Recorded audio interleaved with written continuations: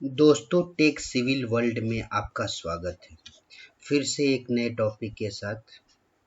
जैसे आपने पार्ट 1 और पार्ट 2 देखा है 456 2000 आईएस कोड का जो इम्पोर्टेंट पॉइंट्स थे, उसी तरीके से अभी पार्ट 3 मैं रिलीज करने जा रहा हूँ। तो प्लीज़ आपके लिए जो फ़ायदेमंद टॉपिक है, जो यूज़फुल है, इसे ज़रूर देखें और मेरे चैनल को सब्सक्राइब करें। मेरे चैनल को सब्सक्राइब करें और बेल आइकन को भी प्रेस करें। दोस्तों, जो आईएस कोड 456 2000 पार्ट 3 का जो इम्पोर्टेंट पॉइंट्स है, उसका जो पहला पॉइंट है वो है the minimum amount of reinforcement required for different component. मतलब जो कंक्रीट के स्ट्रक्चर्स होते हैं, जैसे कॉलम है, बीम है, तो उनमें मिनिमम अमाउंट ऑफ रेनफोर्समेंट क्या होना चाहिए, क्या रिक्वायरमेंट है उसका, एज पर आईएस कोड 2000 के हिसाब से वो देखेंगे। और जो दूसरा पॉइंट है proportion of nominal mix concrete, वो देखेंगे। थर्ड पॉइंट है डोसेज ऑफ डिफरेंट रिटार्डर्स, प्लास्टिसाइजर्स और सुपर प्लास्टिसाइजर्स, ये भी देखेंगे। और जो फोर्थ पॉइंट है वो बार बेंडिंग रूल्स है। मतलब हम जो बार बेंड करते हैं उसके रूल्स क्या है, और आईएस कोड 2502 क्या है, किसके बारे में है, ये हम डिस्कस करेंगे। ठीक है, तो पहला पॉइंट के हिसाब से जो मिनिमम रेनफोर्समेंट है, तो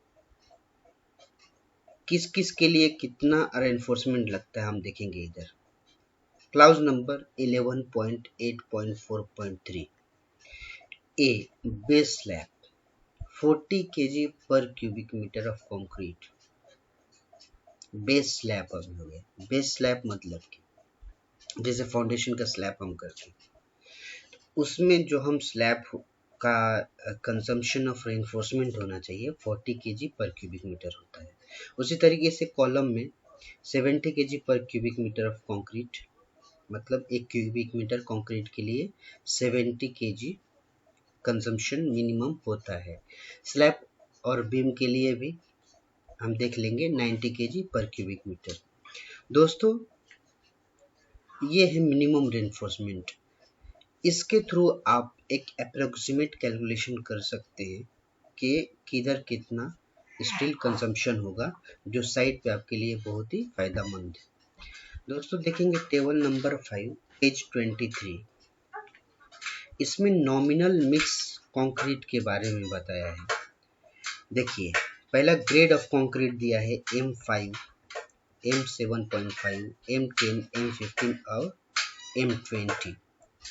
Total quantity of dry aggregates by mass per 50 kg of cement to be taken as the sum of the individual masses of fine and coarse aggregate kg। मतलब ये kg में दिया गया है कि M5 में 800 kg दोनों मिला के हम यूज करेंगे। 625 kg हम 50 kg बैग के लिए यूज करेंगे। दोस्तों, यहाँ जो देखोगे आप, जो एग्रीगेट और एग्रीगेट का जो वेरिएशंस है, जैसे हम ऊपर ऊपर जाते हैं, मतलब जैसे हम हायर ग्रेड की तरफ बढ़ते हैं M20 की तरफ, इसमें एग्रीगेट का कंजम्पशन कम होता है, 250 इस तरीके से होता है। अभी इधर एक पॉइंट से proportion of fine aggregate to coarse aggregate, हम क्या करते हैं 1:2 लेते हैं। जैसे एक सिंपल एग्जांपल देता हूँ, M15 है, 1:2:4 होता है। तो 1 क्या है, सीमेंट है, 2 है सैंड, जो जिसको हम फाइन एग्रीगेट में कंसिडर करते हैं, और कोर्स एग्रीगेट 4 है। तो 2:4 इसका रेशो क्या हुआ, 2 का डबल क्या हो गया, 4। 1:2, मतलब फाइन एग्रीगेट कोर्स एग्रीगेट से कम होता है, कोर्स एग्रीगेट डबल होता है। ये जनरली होता है, इधर लिखा भी है। लेकिन अपर लिमिट में 1:1.5 fine to coarse aggregate, and lower limit में 1:2.5, मतलब जो M5 है उसमें कोर्सर एग्रीगेट जो होता है मैक्सिमम होता है, और फाइनर एग्रीगेट लेसर होता है। ठीक है, ये समझ गए। उसी तरीके से इधर लिखा भी है, ये नोट में पूरा अच्छे से आपको समझाया, वही जो मैंने इधर बोला। उसी तरीके से क्वांटिटी ऑफ वाटर पर KG of cement, 50 KG of cement, मतलब 50 केजी के लिए, एक बैग के लिए हम कितना वाटर कंजम्पशन करते हैं ग्रेड वाइज दिया हुआ है। M5 के लिए 60 है। ये भी क्या होता है, जैसे जैसे ग्रेड बढ़ता है उसी तरीके से वाटर सीमेंट रेशो भी, मतलब 50 केजी के जो 50 केजी का सीमेंट है उसमें वाटर का रिक्वायरमेंट कम होते जाता है। तो जैसे आप देख रहे हैं M5 60 है तो M20 30 है।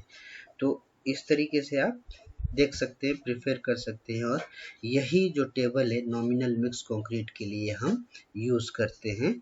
ठीक है, इधर एक और एग्जाम्पल दिया हुआ है, for an average grading of fine aggregate zone 2 of table 4 of IS 383, the proportion shall be 1:1.5, 1:2, and 1:2.5 for maximum size of aggregates 10 mm, 20 mm and 40 mm respectively। मतलब 10 mm रहेगा एग्रीगेट मैक्सिमम साइज, तो वो उसका जो proportion हम रखेंगे 1:1.5 रखेंगे, और जो 20 mm है तो उसको 1:2 लेंगे, और 40 mm है तो 1:2.5 लेंगे। तो हो ये आप टेबल अच्छे से समझ लिए होंगे। एक बार और इसको पढ़िए, स्टडी कीजिए, और कोई दिक्कत हो परेशानी हो तो कमेंट ज़रूर कीजिए। दोस्तों इधर मैं एक लिख दिया हूँ कि जो ये रेशो है fine aggregate to coarse aggregate का रेशो है। अब हम देखेंगे dosages of retarders, plasticizers and super plasticizers shall be restricted to 0.5, 1 and 2% respectively. मतलब जो हम रिटार्डर्स का डोज देते हैं कंक्रीट में, हाँ, वो रहेगा 0.5% और प्लास्टिसाइजर 1% एंड सुपर प्लास्टिसाइजर 2%। किसका किसका परसेंटेज हम लेंगे, किसी भी चीज़ का एक परसेंटेज होता है, तो उसमें वेट ऑफ सीमेंटिशियस मटेरियल जो होता है वो होता है सीमेंट प्लस फ्लैश। ये दोनों का जो जो सीमेंटिशियस मटेरियल का जो वेट होता है उसका परसेंटेज 0.5%, मतलब 1 kg का 0.5%, 50 kg का 0.5% रिटार्डर्स हम यूज़ करेंगे। इस तरीके से आप रिटार्डर्स, प्लास्टिसाइजर्स एंड सुपर प्लास्टिसाइजर्स का यूज़ हम कर सकते हैं as per IS code clause number 10.3.3 में। ठीक है दोस्तों, क्लाउज नंबर के हिसाब से आप पेज पे जा सकते हैं और इसे आप देख सकते हैं और डिटेल में क्या लिखा है। फिलहाल हम देखेंगे अभी IS कोड 2502 किस लिए है। Reinforcement shall be bent and fixed in accordance with procedure specified in IS 2502। ये कोड आप ज़रूर डाउनलोड कर लीजिए। जैसे HP34 है रेनफोर्समेंट डिटेलिंग के लिए, उसी तरीके से बार बेंडिंग के लिए हम जो यूज़ करते हैं कोड वो है IS 2502। इसे आप ज़रूर पढ़िए। इसमें आपको ये बताया गया है कि 45 डिग्री बेंड है तो 1D, 90 डिग्री बेंड है तो 2D, और 135 डिग्री है तो 3D का हम डिडक्शन करते हैं when cutting length of reinforcement, जब हम किसी को देते हैं। आई होप दैट आपने इसमें बहुत ही अच्छे अच्छे पॉइंट्स कवर किए हैं, अच्छा अच्छा चीज़ सीखे हैं। तो अगर आपको कोई दिक्कत हो तो आप मुझे ज़रूर कमेंट बॉक्स में कमेंट करें।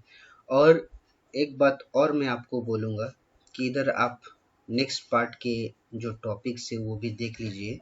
वो है पहला, स्टील बार शुड बी वेल्टेड और नॉट, मतलब हम जो स्टील बार यूज़ करते हैं लैपिंग पे, उसको लैपिंग में वेल्ड करना चाहिए या नहीं। ठीक है, उसका क्राइटेरिया क्या है मैं आपको बताऊंगा। सेकंड जो पॉइंट है, जो कंक्रीट कवर का टॉलरेंस होना चाहिए, मतलब कितना ज़्यादा कितना कम, उसका एक्सेप्टेंस क्या है, हम देखेंगे। थर्ड पॉइंट में spacing of spacers and strength of cover, मतलब स्पेसर्स का स्पेसिंग कितना होता है, जैसे चेयर्स हो गए वो हम देखेंगे, और स्ट्रेंथ ऑफ कवर कितना होता है वो भी देखेंगे।